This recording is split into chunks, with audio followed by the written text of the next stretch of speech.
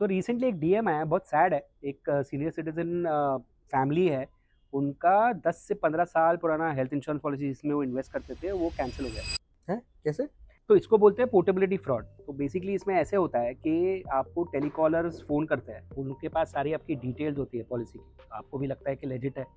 उसके बाद वो आपको बेसिकली ऐसा एक ऑफ़र देते हैं जो आपको लगता है कि ऐसा ऑफ़र कभी आपको मिल ही नहीं सकता। प्रीमियम भी कम, सारे फीचर्स भी बेस्ट और सारे आपके एग्जिस्टिंग डिजीज़ेज़ भी कवर करने की आपको प्रॉमिस दे देते हैं। फिर? तो एक्चुअली ऐसे होता है कि वो लोग पोर्टेबिलिटी कराते ही नहीं है। वो लोग ये कस्टमर को नई पॉलिसी देते हैं और कोई भी डिक्लेरेशन ही नहीं करते ताकि पॉलिसी इशू हो जाए। तो उसके कारण आपको पॉलिसी भी मिल जाती है। मतलब कस्टमर चेक नहीं करता क्या? तो ये मोस्टली जैसे मैंने बताया, ये सीनियर सिटीजन्स के साथ होता है या जो वल्नरेबल क्लास होता है उनके साथ होता है, जिनको एक्चुअली इतना आइडिया नहीं है हेल्थ इंश्योरेंस के बारे में, ये डिक्लेरेशन करने होते हैं। ये तो सैड है।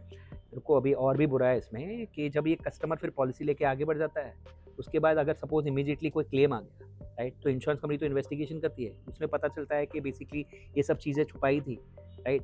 तो इंश्योरेंस कंपनी जो होती है वो क्लेम तो पे नहीं करती, राइट, उसके साथ साथ पॉलिसी भी कैंसिल कर देती है। तो आपकी जो 10-15 साल पुरानी पॉलिसी थी वो तो गई और ये नई पॉलिसी भी हाथ में से गई। तो फिर मतलब कस्टमर को क्या करना चाहिए? 3 चीज़ें हैं जो बहुत इंपॉर्टेंट है। पहली चीज़ ये है कि कोई भी ऐसी अरे-गरे किसी से भी पॉलिसी मत करो, कोई फ़ोन कर दे उससे पॉलिसी मत करो।